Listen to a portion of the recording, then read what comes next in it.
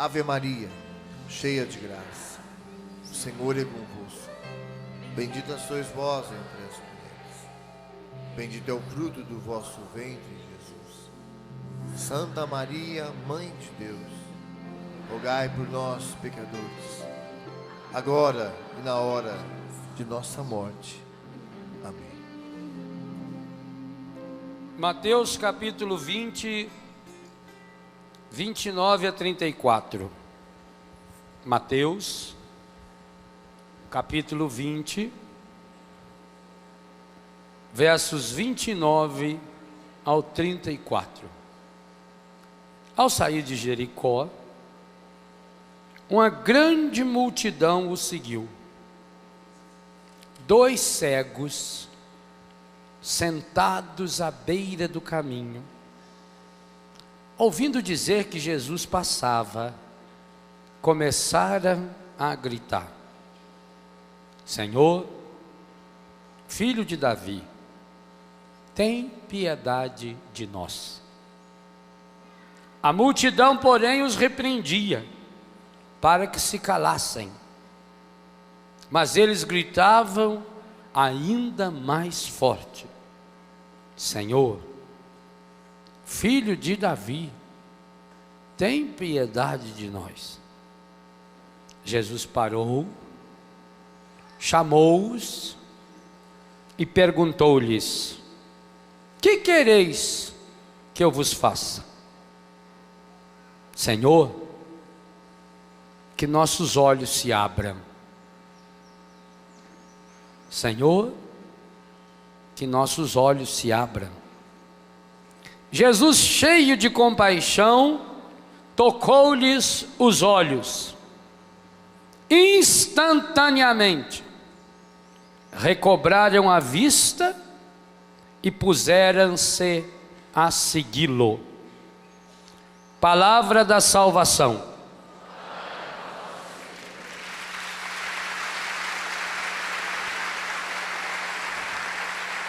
Esse texto, especialmente nessa versão de São Mateus, é espetacular e muito apropriado para um acampamento de casais. Sede fecundos.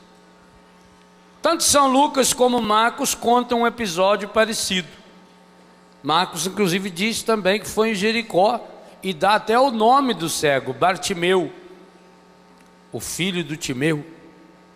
E o esquema inclusive é muito parecido. São Mateus, no entanto, nos conta que eram 2 cegos. Quem eram e quem são esses 2 cegos? O senhor e a senhora. Você e seu marido. Você e sua mulher.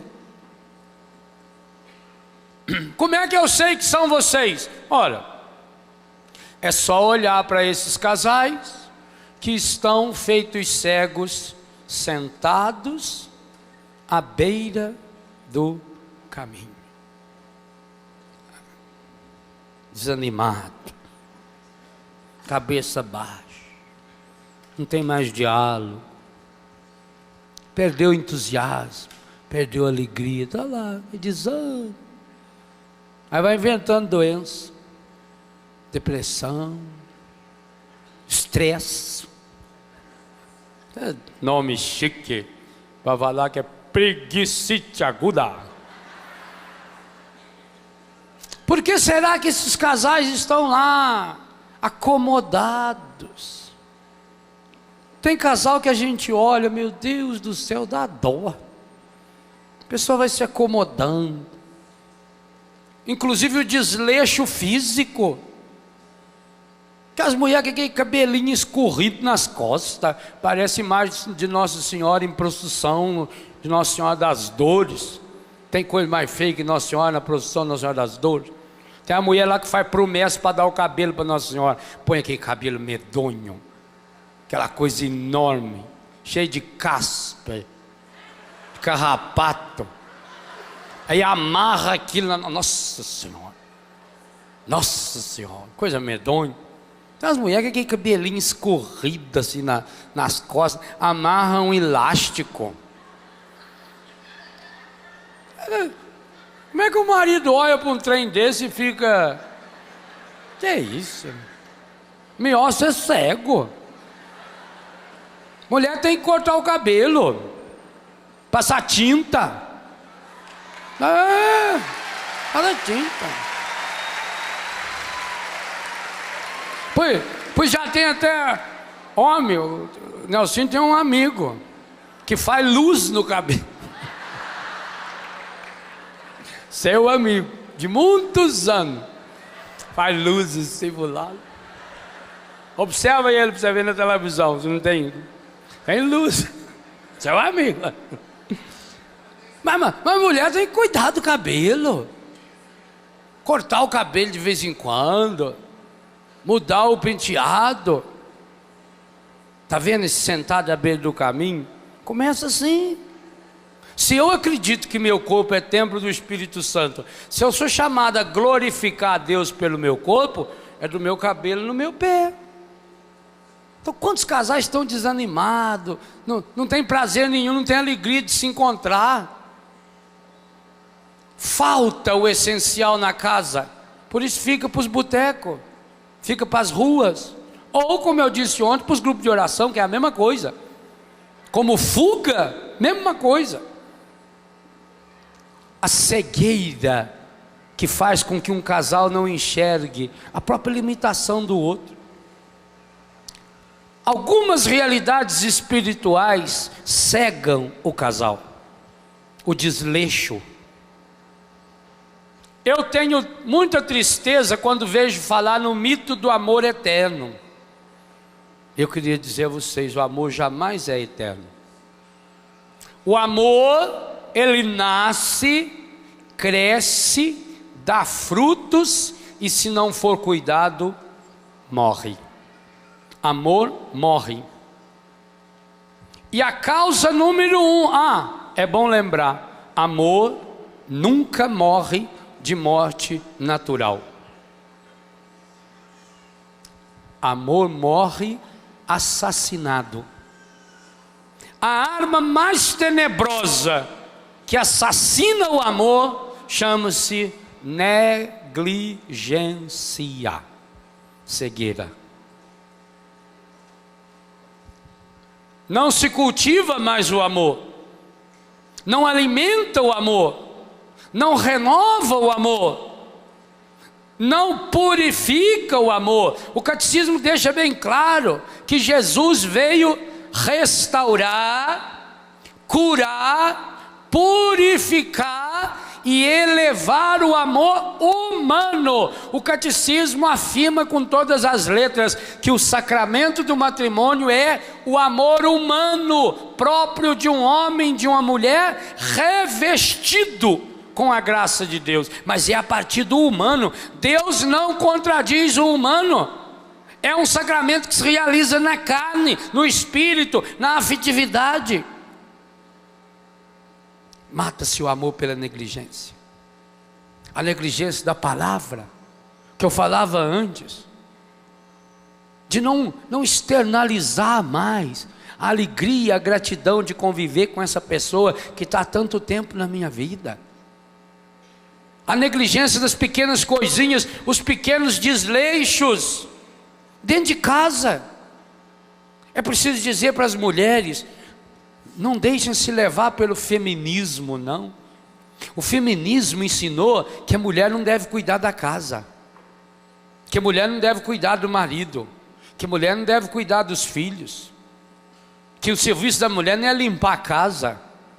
Triste da mulher que acha que a sua missão é limpar uma casa. Triste de fato. Mas que coisa linda quando uma mulher ama seu marido, sua família.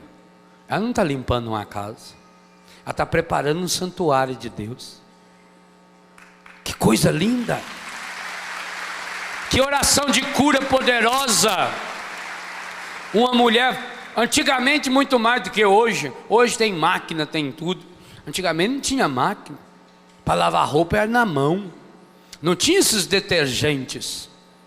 Tanto que ela deixava a roupa de molho, tinha que ter um gramadinho assim para quarar as roupas, né? Quando era uma roupa muito encardida, tinha que ferver e cozinhar a roupa lá naquele tacho. Arrumou um pau e levantava aquela casa encebada do marido. Trabalhava na roça, que barro vermelho. Trabalhava capinando fumo. Deus o livre, que ficava preto. E a mulher ali.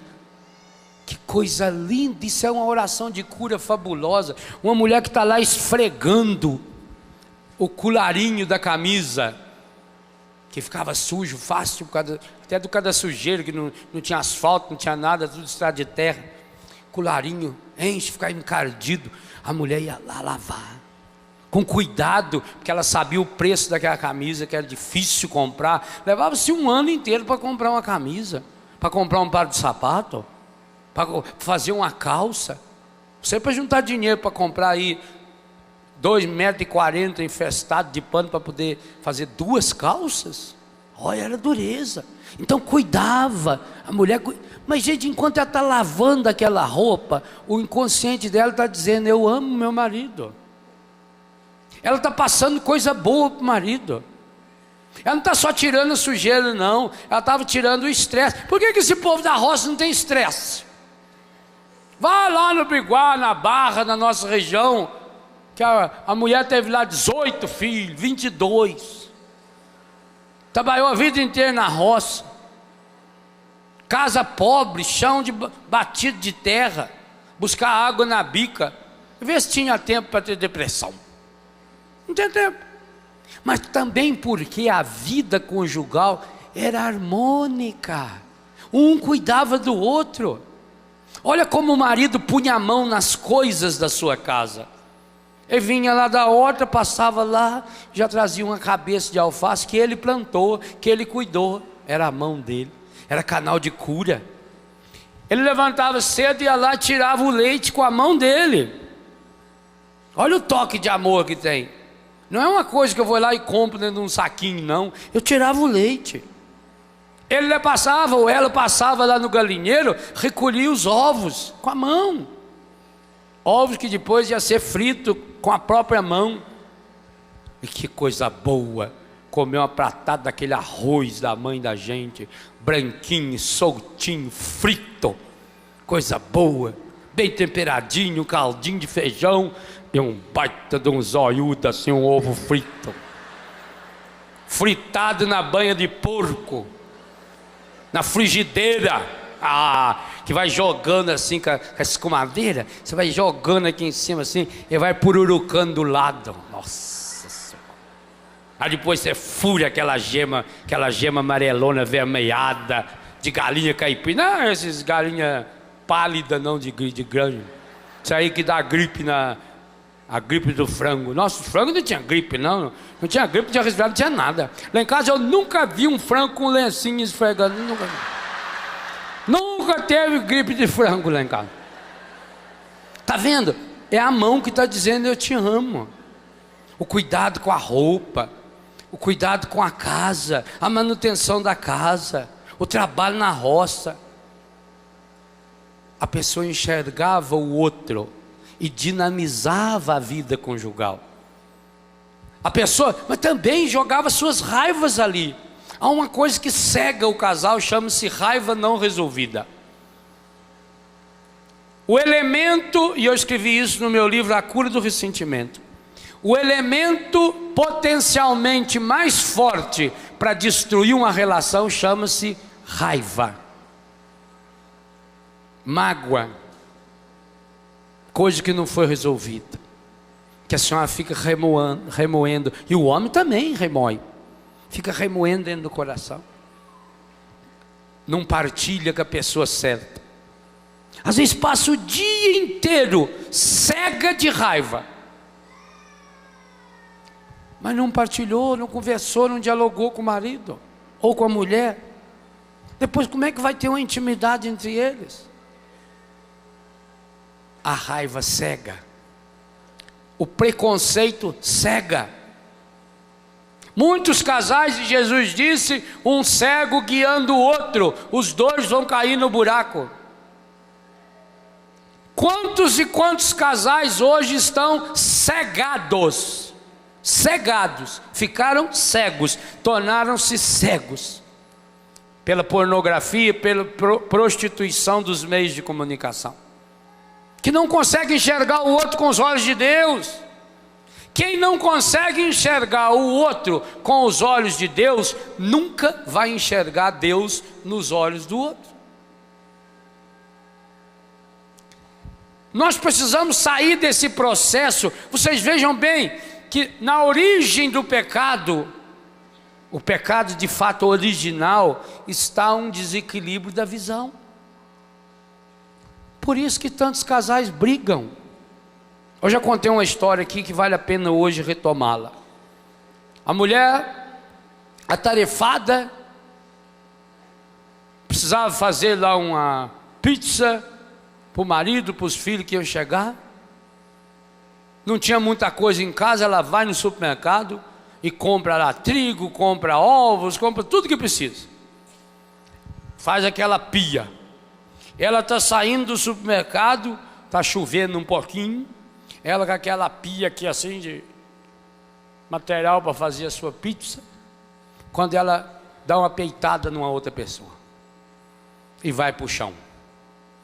E quando ela olha no chão, aquele espetáculo de farinha de trigo espalhado para todo lado, ovo quebrado, a mulher é tomada por um espírito de raiva. Meu Deus. E começa a gritar com a outra. Sabe que você não enxerga por onde está andando, não? Não viu que eu estava com esse tanto de coisa?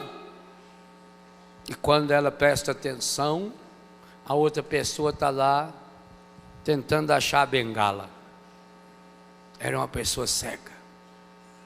Aí aquela raiva momentânea daquela mulher se transforma em compaixão. Oh, minha irmã, me perdoa. Eu não vi que você era cega. Me perdoa. Foi lá, ajudou a levantar. Essa é a reação natural. É isso que precisa acontecer no seu matrimônio. Por que vocês brigam? Vocês casaram obrigado? Está igual aquele homem que levantou de madrugada, desceu, estava lá na cozinha chorando. A mulher foi lá: o que você está chorando? Falou: lembra aquele dia que seu pai falou que se eu casava com você, eu pegava 20 anos de cadeia? Hoje eu ia estar saindo da cadeia.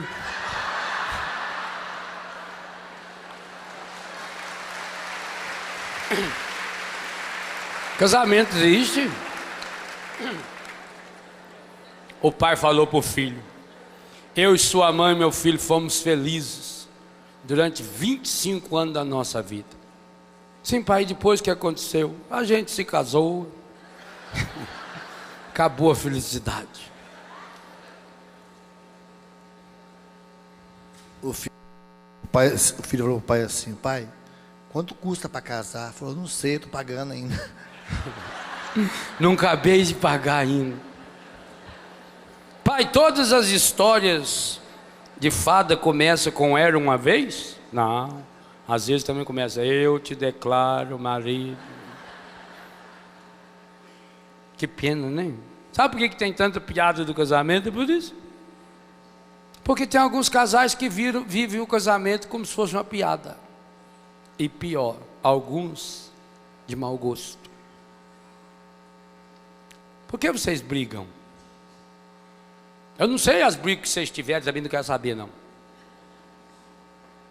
Mas eu garanto a vocês que até hoje, nos meses, anos, décadas de vida conjugal, vocês nunca brigaram por um problema sério. Nunca. Garanto de cada um aqui, inclusive desses que eu não estou vendo na televisão. Que vê a gente, que tem gente que acha que a gente também vê eles em casa na televisão. Como é que está o senhor? Eu nunca vi a senhora. Mas eu vejo o senhor toda segunda-feira. Não tem uma webcam na sua casa para eu ver a senhora também? Não dá de ver. Eu não estou vendo, mas eu garanto. 99% das vezes que vocês brigaram foi por bobagem. Isso que é negligência. Negligência é que você vai deixando as pequenas sujeirinhas acumulando. A indelicadeza, falta de carinho, falta de ternura, falta de uma palavra amiga, pedido de desculpa, principalmente os homens, meu Deus do céu. Eu até hoje conheci poucos homens que tivessem a coragem de pedir desculpa. Sabe por que o homem lá fora é muito cobrado? O homem lá fora tem que mostrar cada vez o seu melhor, a sua eficiência, a sua eficácia. E ele acha que ele foi vacinado, que ele não erra. Não, você erra, meu irmão. E garanto que a sua vida conjugal seria muito melhor se você tivesse a coragem de pedir perdão. A coragem de dizer para sua mulher: me perdoa, eu estava com a cabeça quente. Não foi isso que eu quis dizer, mas não. Aí ele falou, ele se arrepende, mas não pede perdão. A mulher fica acumulando isso no coração, e fica remoendo isso no coração, e remoendo, e remoendo. E o demônio está numa felicidade danada. O encardido está numa alegria danada. Quando o encardido consegue semear a semente do ódio, a semente da discussão, a semente da mentira no coração de um casal, o inferno faz festa. Por quê? Porque está escrito aí no livro, já preguei sobre isso muitas vezes: a vocação de marido e mulher é reproduzir Deus. E uma das teses que eu abordo nesse livro, no capítulo que fala do prazer sexual, eu digo com todas as letras aqui, sem medo dos meus colegas padres e teólogos moralistas. Disse isso para ele, aqui dentro ainda escrevi sobre isso, que esse livro não foi escrito para eles, eles que continuam escrevendo o livro para eles mesmos ler, que esse livro foi escrito para os casais. Então eu afirmo aqui dentro que o prazer sexual, o orgasmo sexual, é participação no prazer do próprio Deus. O casal, quando está vivendo a intimidade e sentem o prazer, o ápice do prazer, é porque estão reproduzindo, o homem e a mulher, ou o casal está reproduzindo a alegria do próprio Deus. Não pense que a reprodução de Deus se dá só através, e a fecundidade, só através de filhos, porque alguns de vocês, por exemplo, não receberam a graça de serem pais. E a igreja não aceita que um casal que não recebeu a graça de ser pai vai trabalhar com inseminação. A igreja não aceita que mulher não é vaca para ficar sendo inseminada em laboratório. Não é cabrita de primeira qualidade. A igreja não aceita. E digo a vocês, nunca vai aceitar. Porque a igreja acredita no princípio divino da sexualidade. Filho não é direito. Padre, mas a gente tanto que queria ter. Queria. Filho não é direito. Você que não é porque é casado na igreja e vive uma vida honesta que tem direito a ter filho. Não, filho é dom de Deus.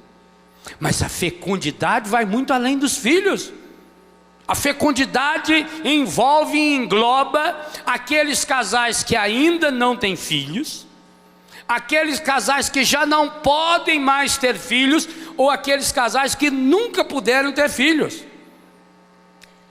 Significa que essa relação é fecunda, porque é a relação em si que contém Deus.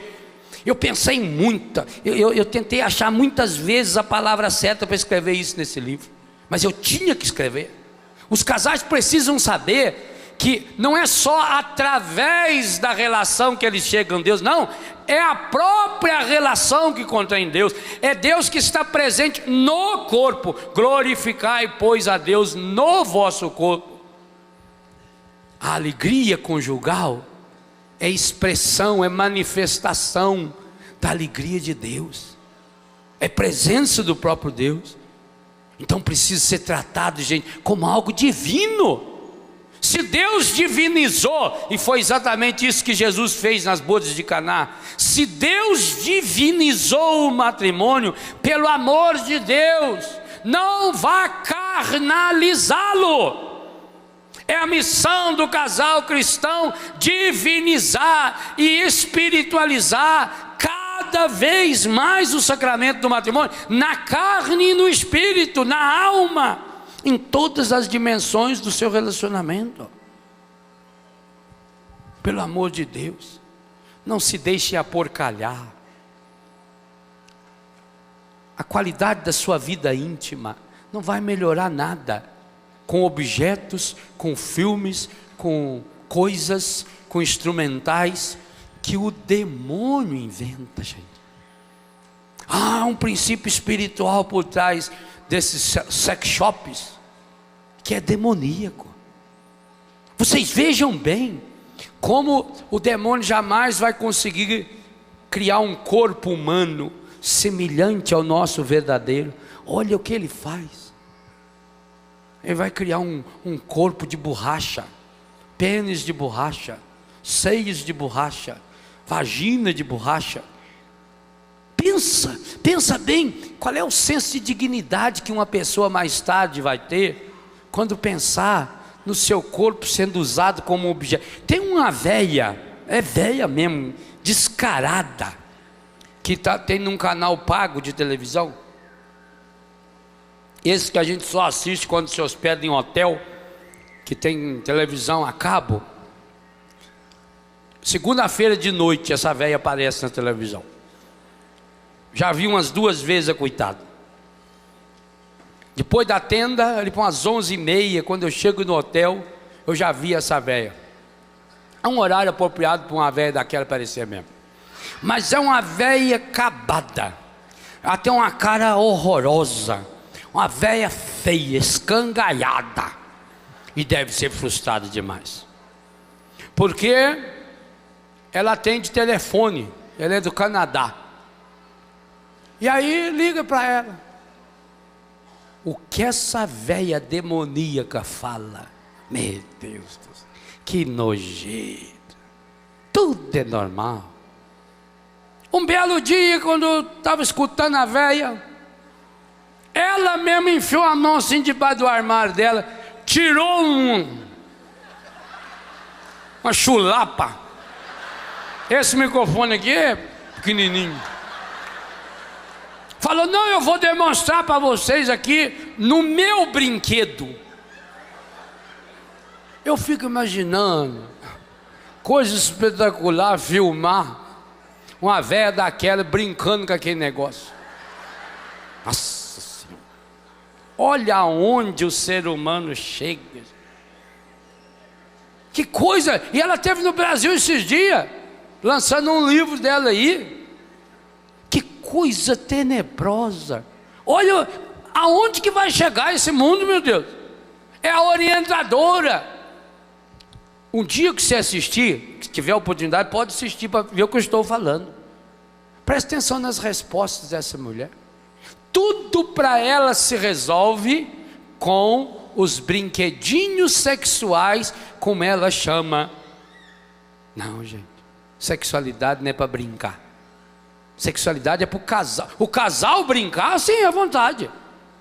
O casal se divertir, lógico, se é uma coisa que dá prazer, tem que ter divertimento. Não pode ser obrigação.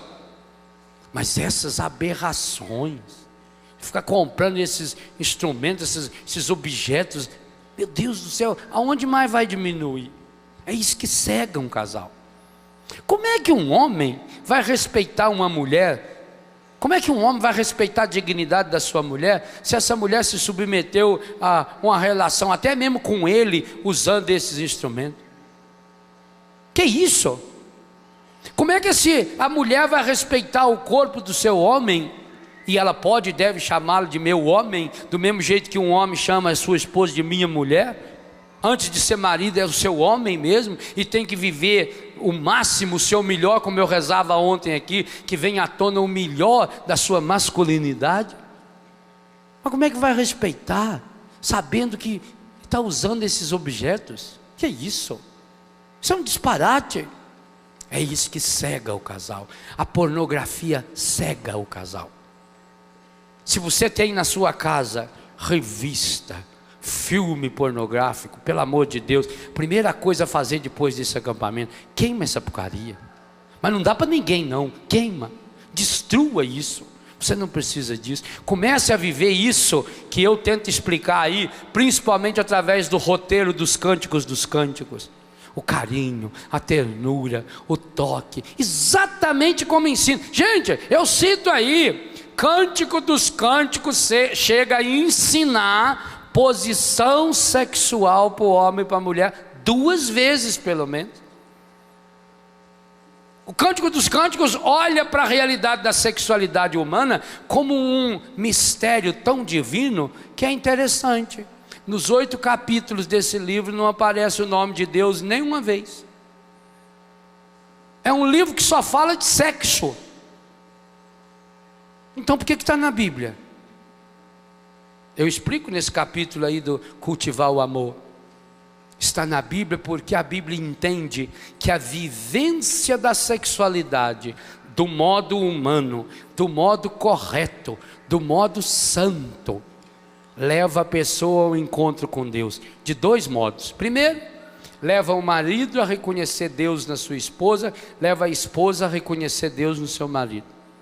E o segundo modo, que é o mais importante, que é a missão do matrimônio, leva o casal a manifestar Deus para o mundo, seja no mundo um sinal do amor de Deus.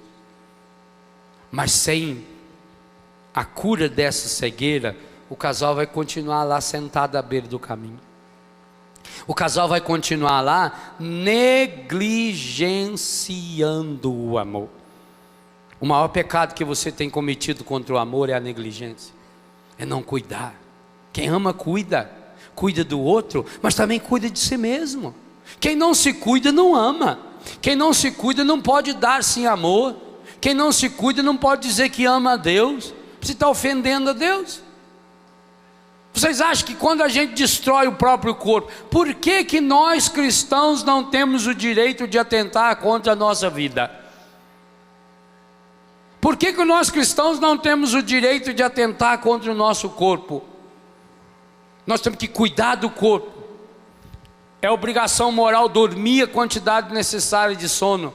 É obrigação moral alimentar-se corretamente. É obrigação moral. Não é opção. É obrigação moral. É obrigação moral cuidar da sua saúde. Porque o meu corpo é templo do Espírito Santo. É templo de Deus. E eu o alimento com a Eucaristia.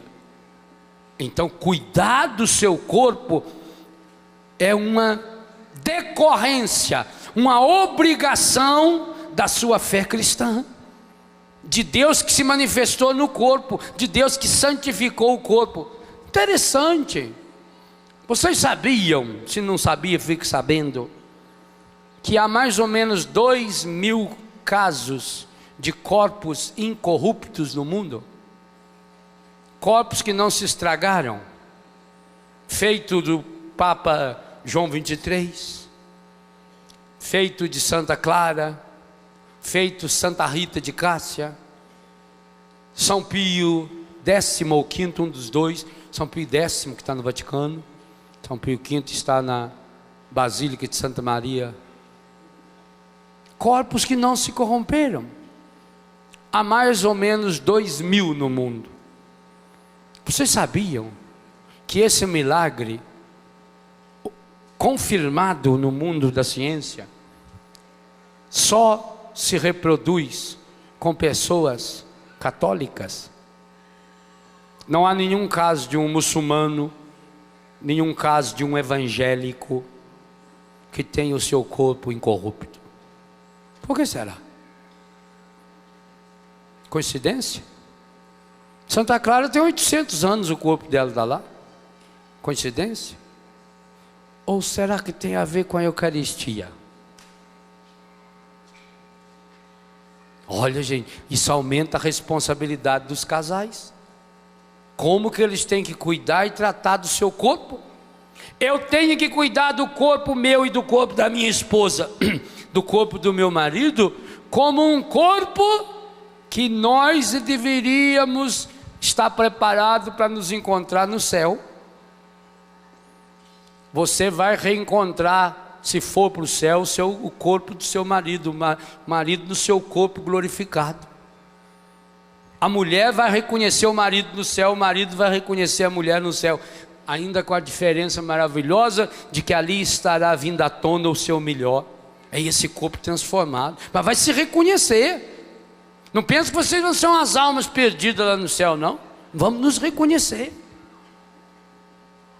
Então precisa ser cuidado.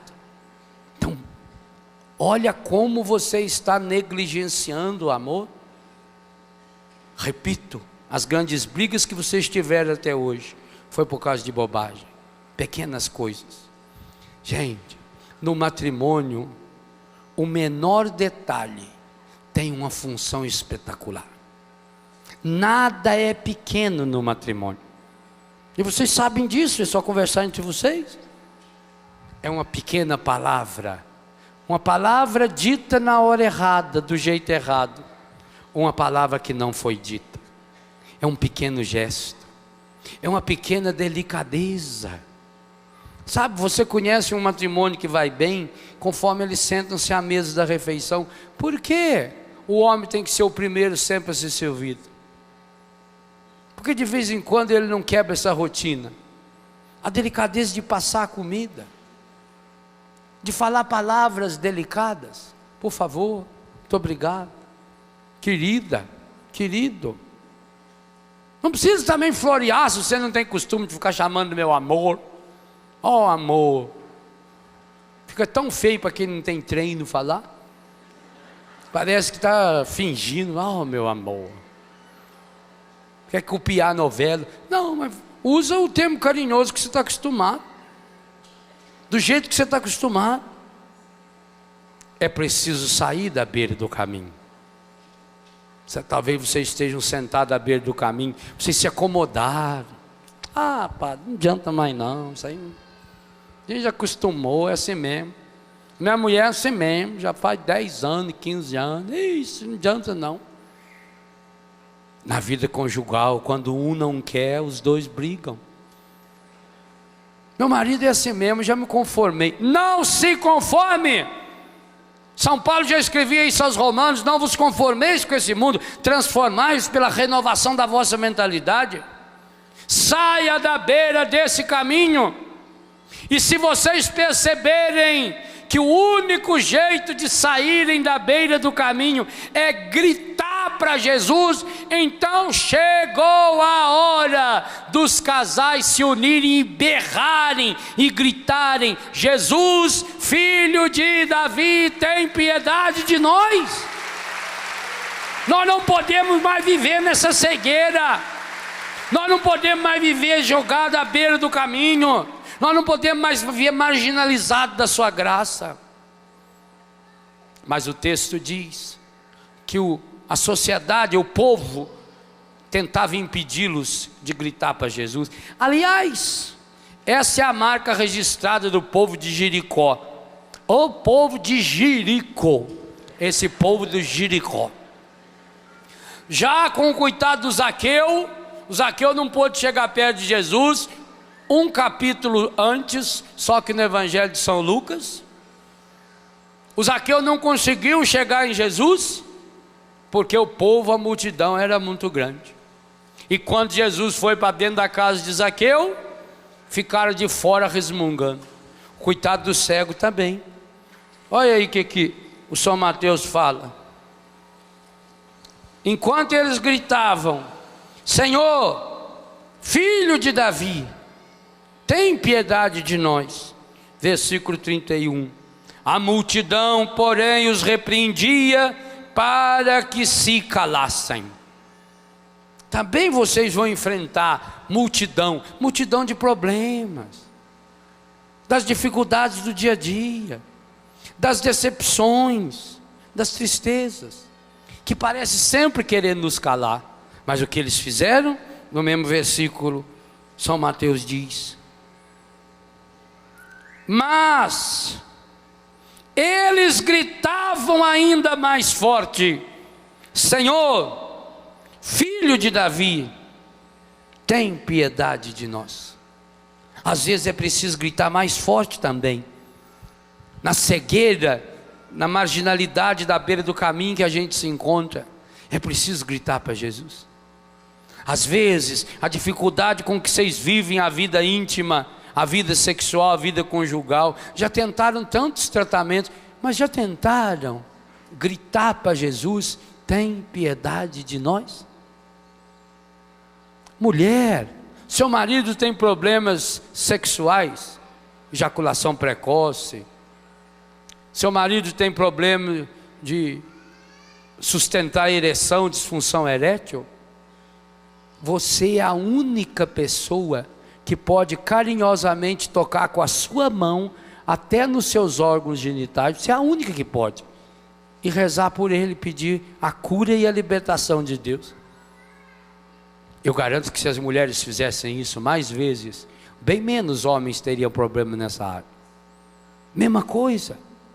A sua mulher tem dores nas relações, tem desconforto na relação, inclusive que leva à repulsa, um vaginismo. A sua mulher não sente prazer na relação. Quantas vezes você já impôs a mão no corpo dela, suavemente, toca, inclusive nos seus genitais, e pediu: Jesus, filho de Davi, tem piedade de nós? Como a oração de Tobias, Sara era doente, homem nenhum podia se aproximar dela, porque tinha um demônio chamado Asmodeu, era um demônio que tinha asma, um demônio asmático. Esse demônio Asmodeu, ele estava infernizando a vida dela. Se é demônio, é próprio do demônio infernizar a vida dele. O demônio estava, o Asmodeu estava lá. Aí o São Rafael falou: deixa comigo, eu vou prender ele 1000 anos. Já está na época dele de soltar de novo. Vocês cuidam lá na casa sua, vocês não aparecem lá. Homem nenhum podia se aproximar da sala. Chegou, morreu. Você é uma assassina mesmo, serial killer. O Tobias, motivado pelo anjo, vai rezar. E ele fala para Deus: Senhor, eu não estou querendo viver com a minha mulher só o prazer, não. É com boa intenção que eu quero me aproximar dela.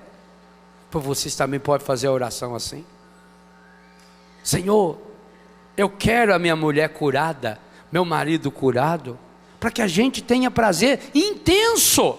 É isso que Deus quer de vocês. O texto que eu cito aqui do catecismo, texto tirado do pensamento do Papa Pio XII, diz que o casal que não sente prazer na cama comete pecado mortal. É o contrário?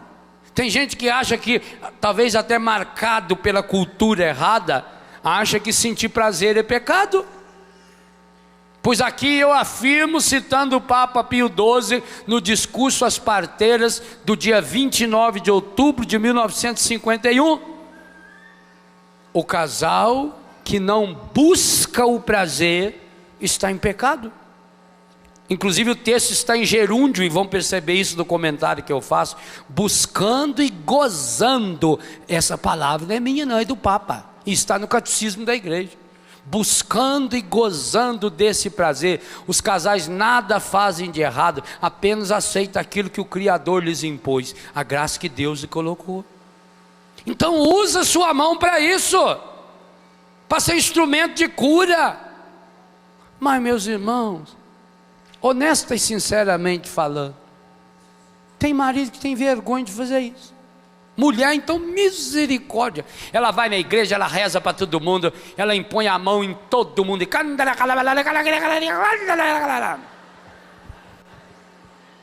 Mas quando se trata do seu marido ou da sua mulher, não reza. A maior parte dos casais não rezam um pelo outro, não tem intimidade nenhuma espiritual. Acha que rezar é para fazer bonito na igreja, mas não reza. E pior, não reza aquelas situações cotidianas e corriqueiras. Sabe por quê? Porque perder a intimidade faz muito tempo. Porque não se acarinham. Porque como é que eu vou rezar para alguém se eu estou com o coração ferido e machucado com essa pessoa? Se fora dali é um poço de indelicadeza. Eu escrevo aqui uma frase exatamente assim: o casal só poderia despir-se da roupa quando tivesse completamente vestido da delicadeza. Está escrito aí. É preciso vestir-se da delicadeza. A delicadeza na palavra, a delicadeza nos gestos, a delicadeza do olhar, a delicadeza que se traduz em respeito pelo outro, o mistério do outro. Eu fico imaginando um casal que verdadeiramente se ama. Que coisa espetacular. Eu acho muito difícil um homem que olhasse com os olhos de Deus para sua mulher, a mulher que olhasse com os olhos de Deus para o seu homem, inclusive nus em cima de uma cama, antes, durante ou depois de uma comunhão íntima, que não chegasse à conclusão da presença real de Deus. Por isso que o sexo, a relação íntima, é fundamental. O prelúdio, aquilo que prepara a relação, até porque o corpo precisa preparar-se fisicamente para isso, e eu explico aí inclusive as funções físicas da purificação do canal vaginal, da purificação peniana. Então precisa de tempo, precisa de toques, precisa de ternura, até que um esteja completamente desejoso do outro. Então as preliminares. O padre João Moana escrevia muito delicadamente sobre isso, porque, repito, ele era médico. Os livros do padre João Moana, eu recomendaria como leitura obrigatória para os casais, principalmente Céu e Carne no Matrimônio e a Vida Sexual do Solteiro e dos Casados. O padre João Moana foi um revolucionário nesse campo.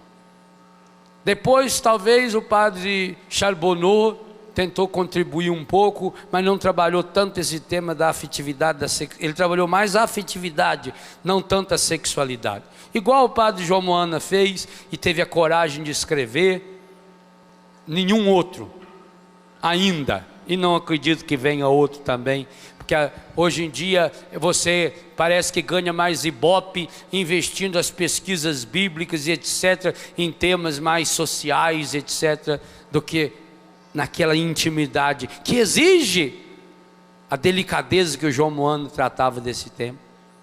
Então o prelúdio, tema que ele abordou de uma forma como ninguém outro fez, nem os manuais de sexualidade abordaram. O lúdio, ou seja, o momento da intimidade tem que ser revestido, gente, de um caráter santo. Por isso tem que ser feito num ambiente protegido. Por isso tem que ser feito num lugar que não corra perigo do casal ser invadido por um filho que entra correndo, por exemplo. Tem que ser sagrado, o casal tem que cuidar disso. A porta tem que estar fechada e trancada para evitar qualquer quebra dessa intimidade, dessa santidade, dessa beleza. Mas é muito importante, talvez até mais ainda, o pós-lúdio. Triste do casal que acaba de fazer o ato íntimo, como se fosse uma obrigação que cumpriu, e já levanta e já vai se lavar, ou vira para o lado e já esquece o outro, como se fosse uma coisa feia, uma coisa nojenta. Que pena. O pós-lúdio, como chamava o padre João Moana, e que eu cito aí no texto com outras palavras, é um momento fundamental. O carinho é muito importante porque distribui com a mão ou com a boca o carinho e a ternura da própria relação para o corpo inteiro. Então essa é uma hora do casal até dormir, pegar no sono, de ficar ali deitado na cama, um alisando o outro suavemente, uma massagem suave, delicadamente, no ombro, na nuca, nas costas, no seio, na barriga, nos mamilos também masculinos. Mamilo masculino é um órgão de prazer tanto quanto o mamilo feminino, pois é terminação nervosa, igualzinho, do mesmo jeito. O da mulher é mais bonito, até porque é feito inclusive também com a função de amamentar, mas em termos de prazer é exatamente igual. E não é pecado a mulher lamber o mamilo do seu marido, não tem nada de pecado, só não morde que aí dói. Vai dar uma lambida e você vai ver que ele vai arrepiar todinho, que ele vai gostar. E o homem também não deve ter medo que a mulher lamba a mamica dele, não. Achando que é Deus, não tem nada a ver uma coisa com a outra. Foi Deus que botou ali. E botou pra quê? Ô gente, essa é uma pergunta que entrou na minha cabeça muitas vezes quando eu escrevi esse livro e nos retiros. Deus não precisava colocar prazer, para que ele colocou? Será possível que eu pense que Deus é aquele castigador? Como um pai que comprasse, o que o filho mais gosta é chocolate. Aí o pai compra uma barra de chocolate, pendura no teto, para a criança ficar ali. Aí a criança começa a inventar jeito de chegar lá. Subir ali, cai, quebra um bracinho. Papai falou, não podia ir lá. Olha que alegria do pai ver a criança tudo, braço quebrado, perna quebrada, esfolado. É, já sei. Você tentou pegar o chocolate, não foi? Papai falou que não podia. É só para ver. Ah. Então para que pôs? Por que Deus deu prazer? Por que o ser humano é o único que tem prazer? Já falei sobre isso ontem. Deus deu prazer porque Ele quis que o ser humano experimentasse a alegria de Deus no próprio corpo. Tudo aquilo que dá prazer correto, santo, é correto e é santo. E precisa ser cultivado. Agora, jamais um casal que reduza a sua intimidade ao contato físico vai sentir esse prazer. Ele é consequência. Por isso que o padre João chamava de pós-lúdio, uma palavra meio feia, mas é real. Aquilo que vai depois do jogo, depois da brincadeira, é fundamental. E muitos de vocês pecam exatamente por isso. Não distribuem o prazer e a alegria da intimidade física através de uma suave massagem na cabeça, na nuca, no rosto da pessoa amada. Fica ali alisando com a mão bem suave, não apertar. Não é para fazer uma massagem linfática, né? Não, é a mãozinha suave, o menor atrito possível do corpo. Que maravilha! Olha que alegria, Deus não está abençoando esse casal. Para mim, essa é a grande hora de bênção, a grande hora de cura. Por isso que eu repito, muitas e muitas vezes você vai precisar ter que segurar na mão do seu marido, da sua mulher e gritar, mesmo contrário à multidão: Jesus, filho de Davi, tem piedade de nós. E que coisa linda o Evangelho nos conta. Primeira coisa que Jesus faz, Jesus parou. Jesus não continua andando lá assim, sem dar atenção, Ele para. Pois eu digo a vocês também, Jesus para diante de vocês. Aquilo que vocês vivem é importante para Jesus. Vocês não são um casal a mais, vocês são um casal único diante de Jesus. Jesus para lá na sua casa, no seu quarto, dentro do carro, aonde você estiver, Jesus para. Jesus está sempre pronto a parar diante de um casal que berra ali: Jesus, filho de Davi, tem piedade de nós. Ele para e chama vocês. É isso que Ele está fazendo hoje também. É isso que Ele fez nesse acampamento. Dezenas, centenas, milhares de casais que vieram rezar conosco. A cada um Jesus chamou. O texto não diz que palavra Jesus usou para chamar. Nós também não sabemos. Talvez você foi chamado por uma propaganda na televisão. Talvez foi chamado por um vizinho. Talvez foi chamado por um amigo. Talvez foi chamado por uma música. Eu não sei o que trouxe você, mas foi Jesus que chamou. E hoje Ele está chamando vocês também. E vocês vêm até Jesus. Que coisa linda. E olha, quando chegam até Jesus, Ele, como sempre, Ele não resolve o problema antes que a pessoa lhe diga o que é, por mais óbvio que possa parecer. 2 cegos berrando: Jesus, filho de Davi, tem piedade de nós. O que eles podiam estar querendo de Jesus? Não é óbvio? Mas Jesus não olha o óbvio. A fé nos projeta além do óbvio. O amor leva além do óbvio. O amor, também o amor humano, tem que ultrapassar o óbvio. Tem que enxergar o que está além. A cegueira faz você só enxergar o óbvio. O amor poetiza a pessoa, faz com que ela enxergue além do óbvio. E Jesus pergunta: o que vocês querem que eu faça? Senhor, nós queremos enxergar, nós queremos ver. E esse deveria também ser o seu pedido. Senhor, nós queremos enxergar. Senhor, nós queremos ver. E que coisa linda. Jesus cura-os. E como é que termina o evangelho? Os dois cegos, aquele casal de cego, marido e mulher, agora começam a seguir Jesus. Olha a virada que o evangelho deu. Começou o evangelho com esses dois cegos sentados à beira do caminho, desanimados, talvez como muitos de vocês se encontram ou se encontrassem, ou se encontravam, sentados à beira do caminho, desanimados, achando que não adiantava mais nada, achando que vocês não iam dar mais conta, achando que agora é assim mesmo. Ei, padre, já faz 10 anos de casado, já faz 20, sempre foi assim, não muda mais. Não, o casal cristão está começando cada dia o matrimônio. Casal cristão não devia celebrar tempo de convivência matrimonial. Casal cristão não está casado há 20, há 30, 40, 50 anos. Casal cristão está casando hoje. Hoje eu quero convidar você na missa a casar com seu marido. Hoje eu quero convidar você na missa a casar com a sua esposa.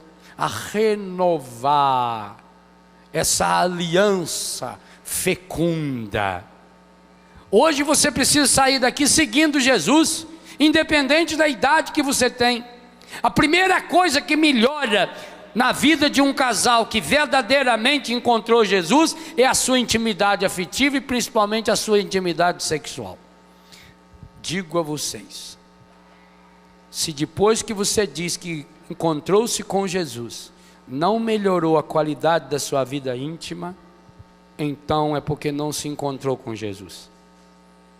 Quem se encontra com Jesus, quem se deixa batizar no Espírito Santo, um casal batizado no Espírito Santo é um casal pleno, humanamente pleno, cheio da graça de Deus, que sabe externalizar para curar essa cegueira em gestos concretos de amor.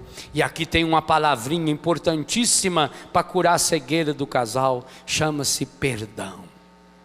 Não há amor sem perdão. Quem não consegue perdoar é porque nunca amou. Amor é perdão. E do mesmo jeito que amor não é sentimento, que amor é uma decisão, e isso precisa estar muito presente na vida de vocês que já estão há tantos anos juntos. Amor não é sentimentalismo, não. Amor não tem nada a ver com emoção. Emoção tem a ver com o momento, conforme a lua, conforme a comida que a gente come. A emoção tem a ver com isso. Mas não, amor não. Amor é decisão. Amor é uma opção. Amor é radicalidade. Amor tem a ver com a vontade, não com o desejo. Pois o perdão também. Perdão é uma decisão. Mesmo que esteja sentindo dificuldade de perdoar, é preciso externalizar o perdão. Hoje eu convido você, agora, fica de pé, marido e mulher olhando um nos olhos do outro, séria e romanticamente vivendo. Eu queria que você agora, marido e mulher, com muita seriedade, se olhasse profundamente um nos olhos do outro.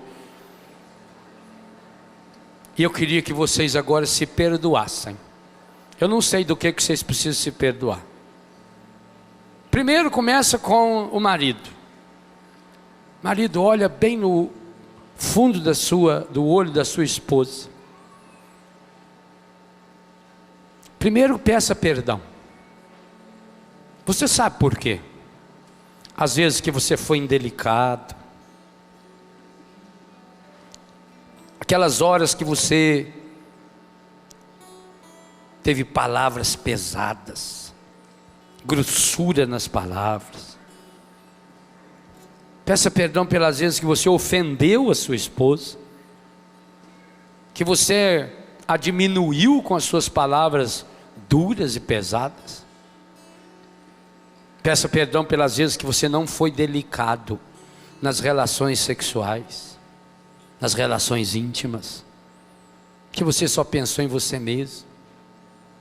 Peça perdão pelas vezes que você esqueceu da sua esposa logo depois da relação, que você não lhe fez um carinho, não lhe disse uma palavra de ternura. Peça. Você me perdoa. Me perdoa por eu não reconhecê-la como uma mulher maravilhosa na minha vida. Me perdoa pela ingratidão de não ter agradecido você por tudo aquilo que você faz, por tudo aquilo que você é na minha vida. Me perdoa. Mas diga também agora que você quer perdoar sua esposa pelas vezes que você ficou com raiva. Perdoa pelas vezes em que ela foi indelicada com você. E a esposa vai falando agora e pedindo: perdoa, me perdoa, meu amor, me perdoa, querido, querida, pelas vezes que eu não fui esposa verdadeira, pelas vezes que eu lhe recusei o meu corpo, pelas vezes que eu inventei desculpa para não relacionar-me intimamente com você, pelas vezes que eu não fui delicada, que eu não fui carinhosa, pelas vezes que eu fiz as coisas só para cumprir a obrigação, pelas vezes até que eu quis mesmo que terminasse logo aquela relação, porque não me trazia prazer nenhum, pelas vezes que eu fingi que estava dormindo, e até que fiquei alegre que você já tinha dormido. Perdoa-me. Perdoa por toda a indelicadeza de palavras, de olhares, de gestos. Eu te peço perdão. Me perdoa pelas vezes que eu não fui a esposa, amiga, companheira. E eu perdoo você. Declara que você perdoa o seu marido. Declara que você perdoa a sua esposa. Eu perdoo você. Eu tomo hoje nesse acampamento, diante de Deus, a decisão de perdoar você. Olha para sua mulher, não é para mim não. Eu não preciso de perdoar ninguém aqui, ninguém precisa perdoar eu. Nesse aspecto, sossegadamente, nunca vou precisar. Olha para sua mulher, olha para o seu marido. Se você já enjoa, sinto muito. Peça perdão também por isso. Peça. O que você precisa perdoar? Talvez você precise perdoar o alcoolismo do seu marido, a brutalidade dele, a indelicadeza do seu marido, a má vontade da sua esposa, o azedume. Perdoe e peça perdão por todas as vezes que você é azeda, azedo, amargo. É preciso também que o casal tire as palavras perniciosas que cegam, que não deixam enxergar o amor, principalmente as mulheres, quando só sabem fazer reclamar, lamuriar, reclamar, e fica resmungando e reclamando, se fazendo de vítima. Porque só eu nessa casa faço isso e faço aquilo. Perdoa, peça perdão